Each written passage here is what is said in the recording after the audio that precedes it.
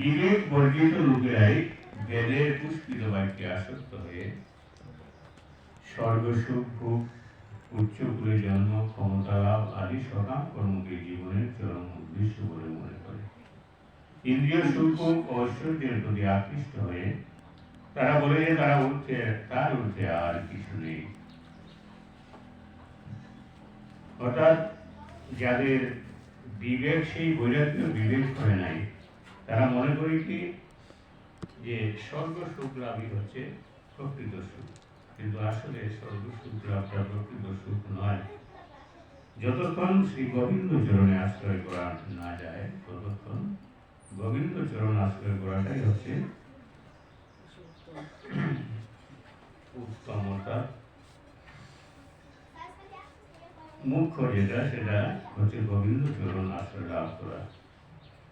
ভোগৈশ্বর্য প্রশস্তানাম তয়াপরিত চেতসাম ব্যবসায়াত্মিকা বুদ্ধি সমাধৌল বিধীয়তে।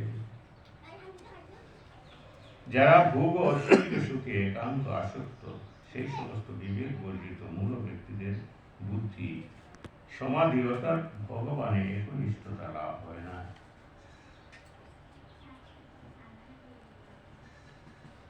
ভোগৈশ্বর্য প্রশস্তানাম তয়াপরিত চেতসাম, অর্থাৎ যারা ভোগ ঐশ্বর্য সুখ ঐশ্বর্য ভোগে যারা ব্যস্ত, সেই সমস্ত বিবেক বর্জিত মানুষদের কথা বলা হচ্ছে যে তাদের বুদ্ধি সমাধি অর্থাৎ ভগবান একনিষ্ঠ লাভ হয় না। ত্রৈগুণ্য বিষয় ভেদা নিষ্ঠৈগুণ্য ভবার্জুন নির্দ্বন্দ্ব নিত্যসত্যস্তু নির্যুগোৎসেমাত্মবান। ত্রৈগুণ্য অর্থাৎ প্রকৃতির যে তিনটি গুণ, সেই তিনটি গুণ সম্পর্কিত বিষয় অর্থাৎ বিষয়ে বেদা মানে বৈদিক শাস্ত্র সমূহ। বলা হচ্ছে যে বেদে প্রধানত জড়া প্রকৃতির তিনটি গুণ সম্বন্ধে আলোচনা করা হয়েছে।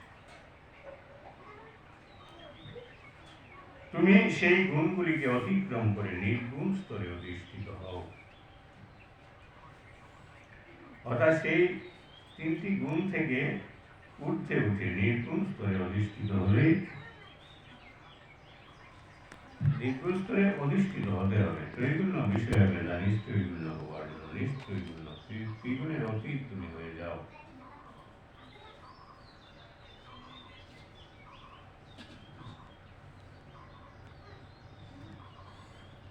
যতক্ষণ আমাদের এই জড়দেহ আছে, ততক্ষণ প্রকৃতির বিভিন্ন গুণের প্রভাবে আমাদের কর্ম করতে হয় এবং তার ফল ভোগ করতে হয়। এটি হচ্ছে আমাদের কর্মবন্ধ। কিন্তু এই অপ্রাকৃত জগতে উত্তীর্ণ হতে হলে এই যে সুখ দুঃখ শীত উষ্ণের যে অনুভাব, তাতে অবিচলিত থেকে তার প্রভাব মুক্ত হতে হয় এবং তখন আর লাভ ক্ষতির বিচার থাকে না। মন তখন আর অনুসূচনা অহংকার দ্বারা বিমোহিত হয় না।